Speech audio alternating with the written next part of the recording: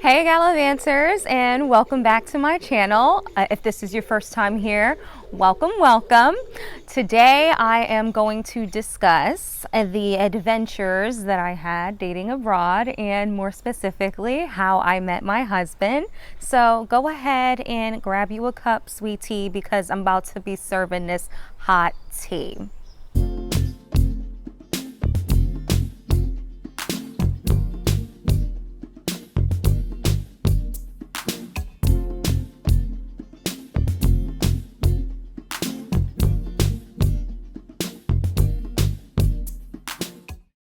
This is my story, travel love story. We shall start this dating adventure off, I guess in America.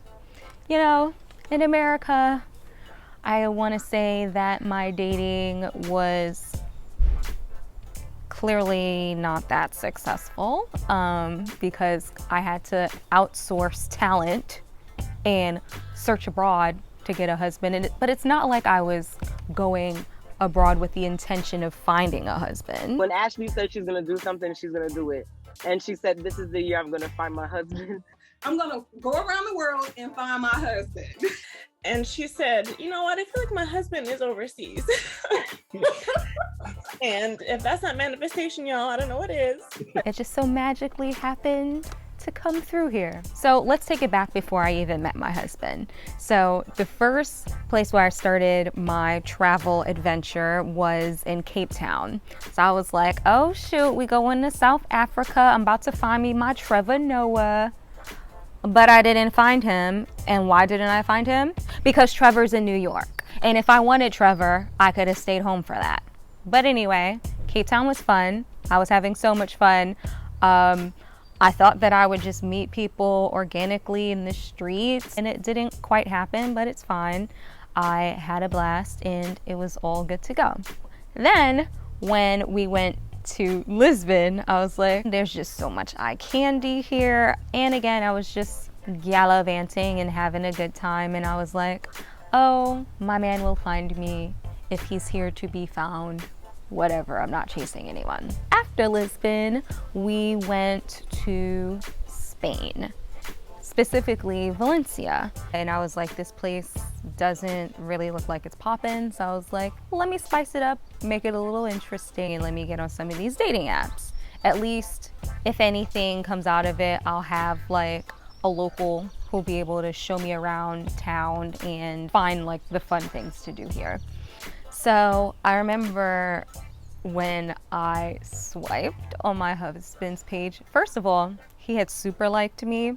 So he already made a great first impression because, you know, I think that I'm kind of a big deal. And he just looked like he had very kind eyes. And I was like, this guy looks kind of trustworthy. Because another thing that I was skeptical about doing Tinder in another country where, you know, I don't really know the area and I don't speak the language.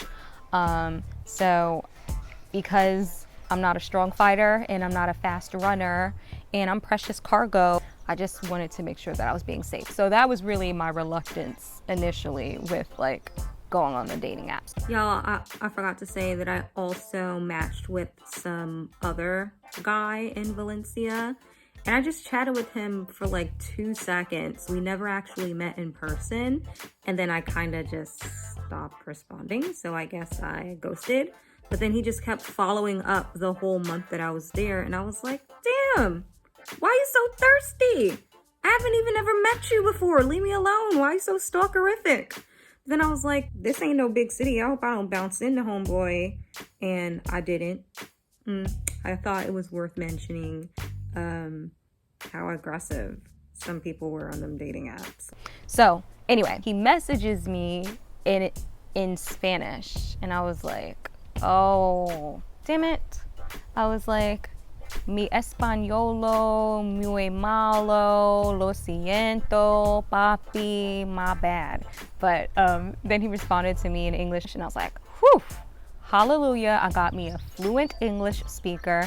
You know, that American entitlement, flying to a whole nother country, expecting other people to speak your language. So we met in the city center, somewhere public, safety reason. And we were chatting, and it was like a very like easygoing conversation. And then I remember at one point where he was just like talking, and I just got caught in his zone, and it was like his side profile, and I was like, damn, he fine as hell.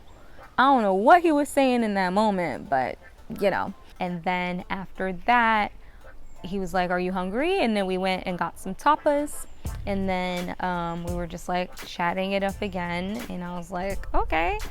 It has now been like 7 hours me hanging out with this guy, and it's been like really fun. And then he was like, oh, like, would you like me to walk you home? And I was like, so one, I was like, I mean, he seems cool, but I haven't completely ruled out if he's a serial killer or not. Two, I really just want to take an Uber so I can get home quickly so that I can use the bathroom. But like, I was like, you know what? Yeah, let me have him walk me home. So we're doing the walk home, and it was like very sweet. Again, like the conversation was just very easy, and I just got like very good vibes from him. And then he walked me to my door, he like gave me a hug and didn't try anything, and was just like, all right, well, hope to see you again. And I was like, okay, that was really sweet. I was like, I really liked this guy. So when I got upstairs, because I knew I was only gonna be in Valencia for a finite amount of time, only about a month, I was like, I usually don't do this, but let me go ahead and shoot my shot. And I messaged him, and I was like, hey, I really enjoyed hanging out with you today. Would love to see you again soon. Let me know when you're free. And then he had told me that he would be free again that Friday. So I was like, all right, boom, let's put this in the calendar. Let's link up. From that moment on, it was just like me and him for the rest of the time that I was in Valencia. We literally hung out with each other every day. I just got the whole grand local Valencia tour. And once I was coming closer to the end of my time, and Valencia was actually the end of my 4-month program with my travel group, and I had organized with some of the girls on my group to continue on traveling through Europe with them, and we were doing our itinerary, and I was initially going to end in England where my cousins were in Manchester, but like the flight from Manchester back to New York was like pretty expensive. So my spidey sense was like, you should look up and see how much the flight is from Valencia back to New York. And it was half the price. I was like, this is a sign, God. And I was like, but you know what? I don't want to sound crazy, but I was like, if you're feeling this guy, just like say to him, hey, I want to come back here and see you. And if he rejects you, girl, you ain't gonna die. And if he rejects you, then his loss. So I put on my big girl panties, and I told him about my plan, and his answer, he was like, really? You want to come back just to see me? And I was like, yeah. And he's like, okay, sure, let's do that. And I was like, okay. Back to Valencia, and this time it was just like him and I, and it was just like a great week, and we did stuff, and then we also just like chilled a lot. So we weren't doing the absolute most. We just really spent that time like getting to know each other better. On the day that I was flying back to New York, and I just remember being in his room getting ready for the airport, and like the tears were flowing down my face, and like it even surprised me because I'm a thug and I'm just really not a crier like that. And I was like, oh my God, this is love. Like, I must really, really be feeling this dude. And I promise you, like, the tears just kept flowing down my face the whole train ride to the airport, and then the whole time that we were in the airport. Like, I could not get myself to stop crying. I was like, what is happening to me? And then it takes me a little, I mean, I'm usually not the one to be the more vulnerable person, but I guess he just created like a safe place for me to feel okay to be vulnerable. And I was just being brave because I was in that travel spirit, and I was like, you know what, I may never even see this guy again, so I just want to tell him how I feel. So I was like, I just want you to know that I love you. And he was like, really? And I was like, yeah. And then he was like, how do you know?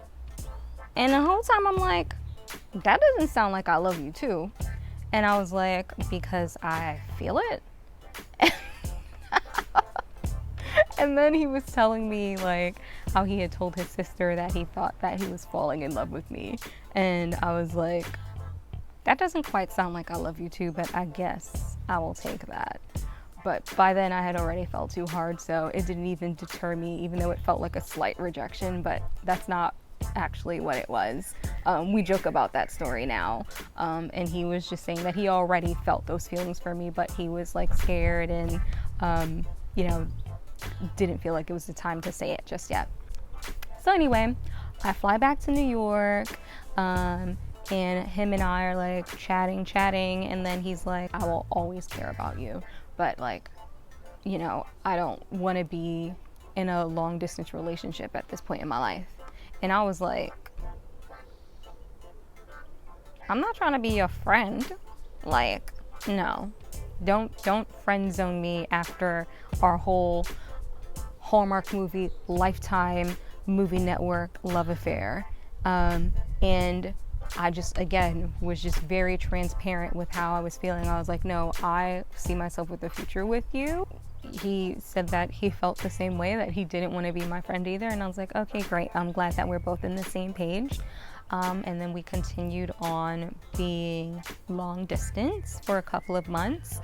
And then when he finished his PhD, he came to visit me in LA. I gave him the whole Los Angeles tour, and we went down to San Diego. So we did a whole Southern California thing. And then the plan was for me to go visit him in England for a couple of months. But then Miss Covita happened.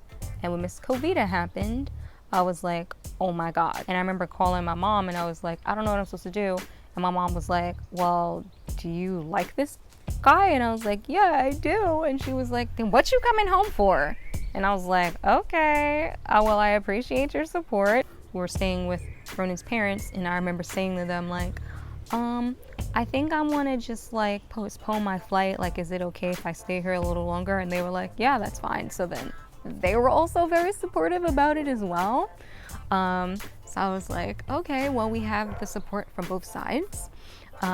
So my visitor's visa was only up until 6 months. So then when we came to the end of the 6-month mark, then I was like, oh my God, like I don't want to be separated from Ronan. I was like, what are we gonna do? The sister had a friend and was like advising me on the best visas to do. So I was trying to do some like circumstantial visa, and she was like, those are getting denied. And I was like, well, what about the fiance visa? And she was like, oh yeah, that one will work. And I was like, Ronan, we need to do this fiance visa. So I guess that means technically I proposed to him.